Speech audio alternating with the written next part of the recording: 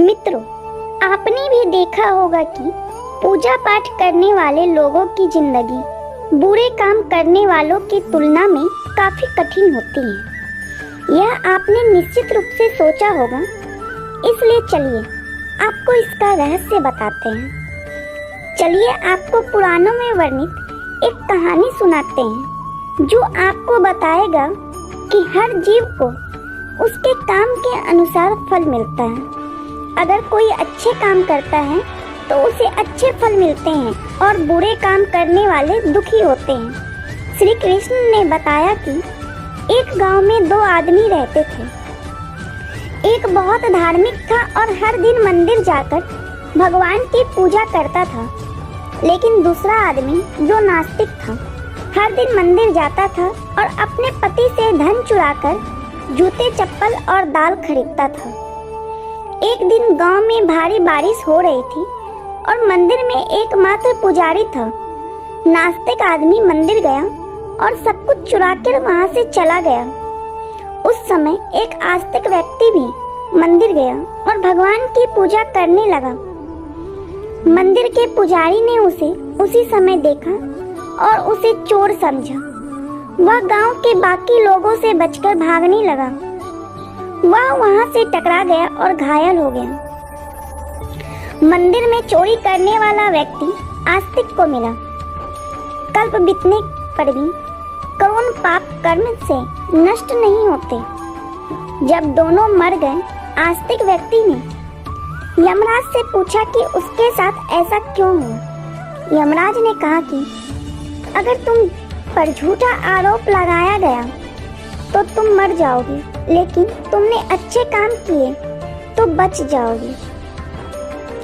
यमराज ने कहा कि उसके भाग्य में एक राजा बनना लिखा था, लेकिन के अपने पापों के कारण वह सिर्फ एक छोटे से चोर बन गया।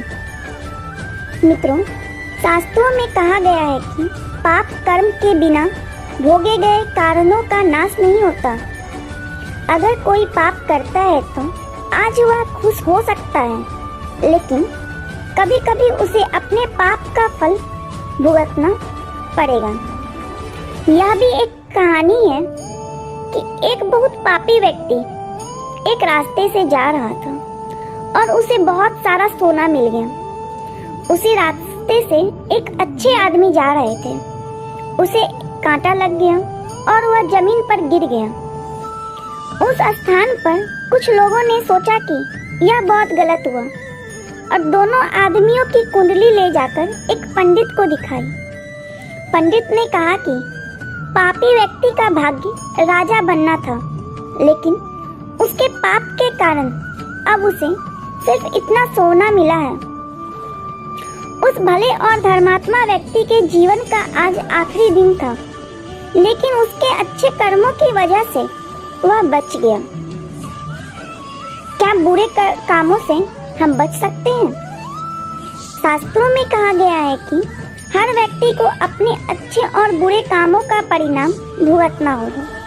नेक कामों से अच्छे फल मिलते हैं और बुरे कामों से बुरे फल मिलते हैं। हमें अच्छे और बुरे दोनों कामों का परिणाम भोगना होगा। भगवान श्री कृष्ण ने भागवत गीता में कहा है कि कर्म की गति को समझना आसान नहीं है। इसका अर्थ यह है कि यह समझना बहुत मुश्किल है कि किस जन्म में हमने क्या किया है और उसका क्या फल मिलेगा। यह संभव है कि आपने हजारों जन्मों पहले किया होगा जिस पाप के कारण आज आपको इतना बुरा हुआ है। इसके अलावा आप शायद अनजाने में कुछ गलत किया हो जिसके बारे में आपको पता नहीं है। क्या धोखा देकर किए गए पापों का परिणाम मिलता है? कर्म का सिद्धांत सटीक नहीं है, चाहे आप जानबूझकर करें या अनजाने में।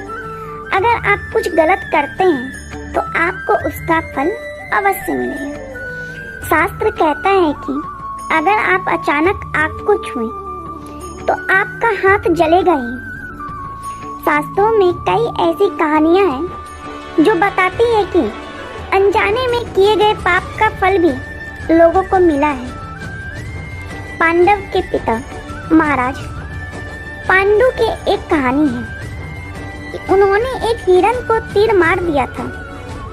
वे उस समय नहीं जानते थे कि एक ऋषि ने हिरण का रूप लिया था और उनको श्राप दे दिया था, जिसके बाद वो मर गए।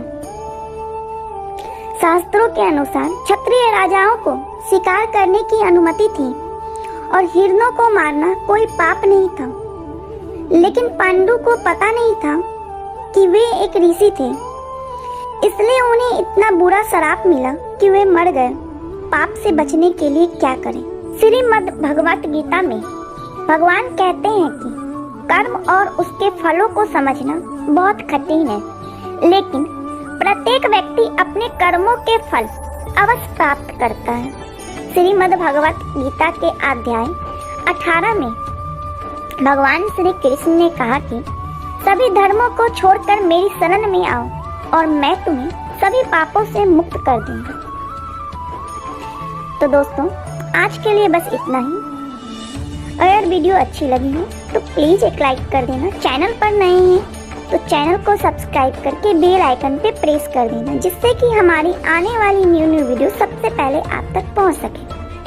और अपने फैमिली एंड फ्रेंड्स के साथ ज़्यादा से ज़्यादा शेयर करना। मिलती हूँ इसी तरह फिर किसी न्यू वीडियो में।